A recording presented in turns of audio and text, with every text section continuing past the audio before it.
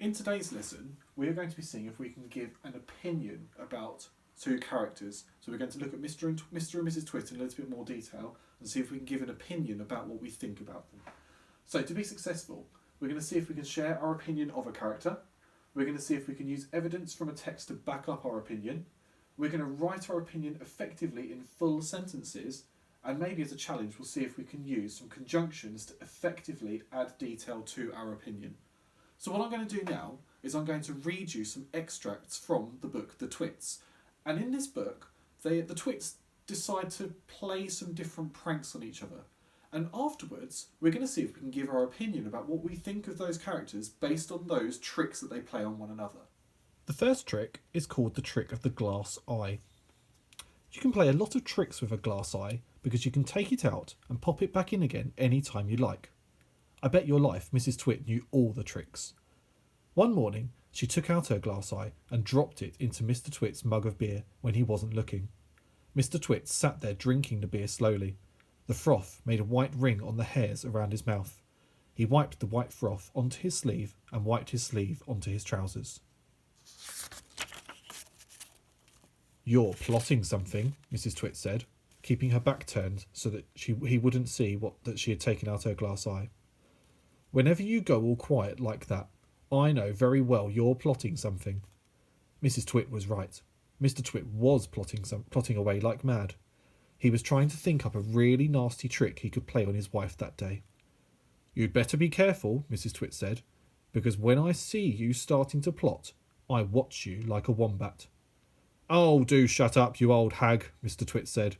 He went on drinking his beer, and his evil mind kept working away on the latest horrid trick that he was going to play on the old woman. Suddenly, as Mr Twit tipped his last drop of beer down his throat, he caught sight of Mrs Twit's awful glass eye staring up at him from the bottom of the mug. It made him jump. "I told you I was watching you," cackled Mrs Twit. "I've got eyes everywhere, so you'd better be careful." The next trick is called the frog. To pay her back for the glass eye in his beer, Mr Twit decided that he would put a frog in Mrs Twit's bed. He caught a big one down by the pond and carried it back secretly in a box. That night, when Mrs Twit was in the bathroom getting ready for bed, Mr Twit slipped the frog between her sheets. Then he got in his own bed and waited for the fun to begin. Mrs Twit came back and climbed into her bed and put out the light.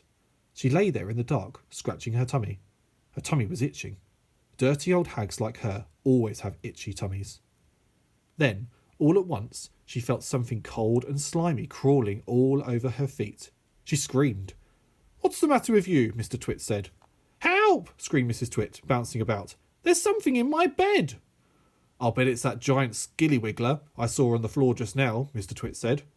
"That what?" screamed Mrs Twit. "I tried to kill it, but it got away," Mr Twit said. "It's got teeth like screwdrivers." "Help!" screamed Mrs Twit. "Save me! It's all over my feet." "It'll bite off your toes," said Mr Twit. Mrs Twit fainted. Mr Twit got out of bed and fetched a jug of cold water. He poured the water over Mrs Twit's head to revive her. The frog crawled up from under the sheets to get near the water. It started jumping about on the pillow. Frogs love water, and this one was having a good time. When Mrs Twit came to, the frog had just jumped onto her face. This was not a nice thing to happen to anyone in bed at night. She screamed again.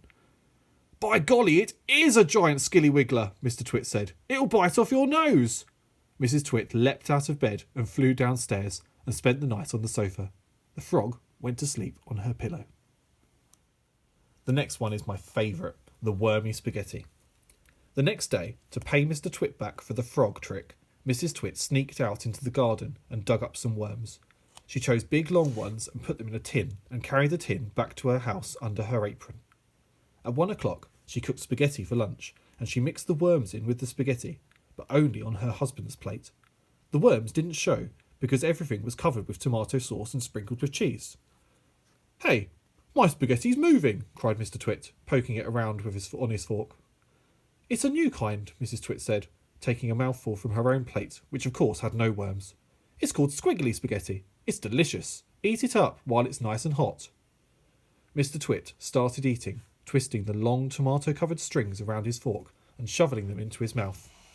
Soon there was tomato sauce all over his hairy chin. "It's not as good as the ordinary kind," he said, talking with his mouth full. "It's too squishy." "I find it very tasty," Mrs. Twit said. She was watching him from the other end of the table. It gave her great pleasure to watch him eating worms. "I find it rather bitter," Mr. Twit said. "It's got a distinctly bitter flavour.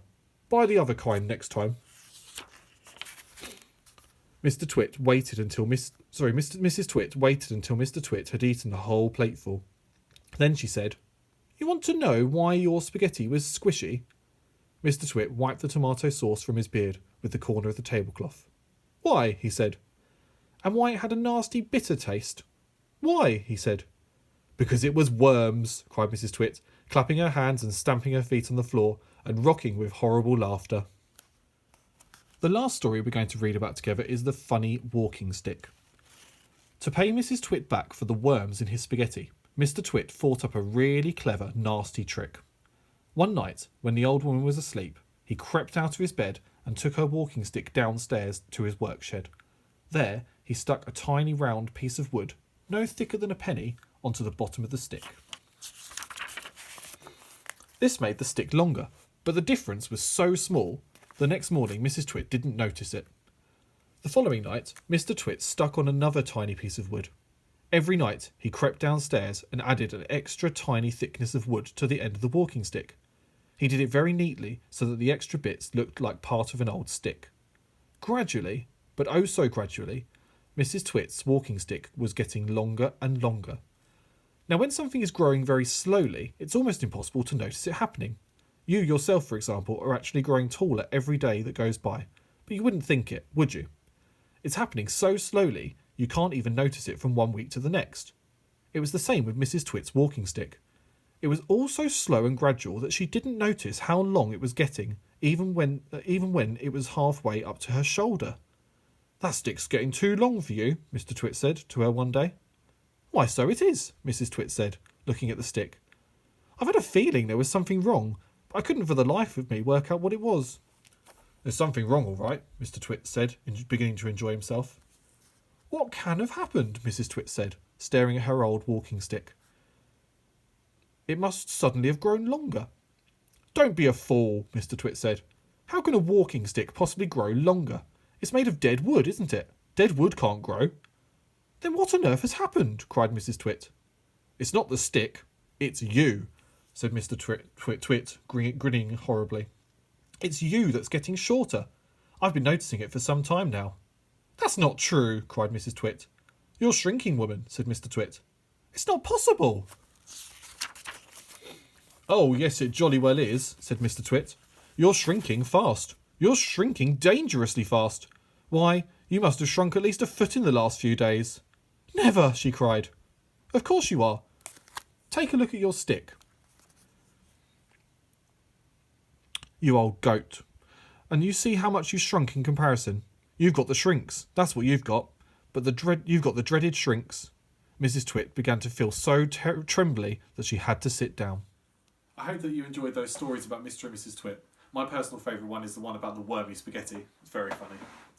So today we're going to see if we can write a detailed opinion of what you think about Mr and Mrs Twit.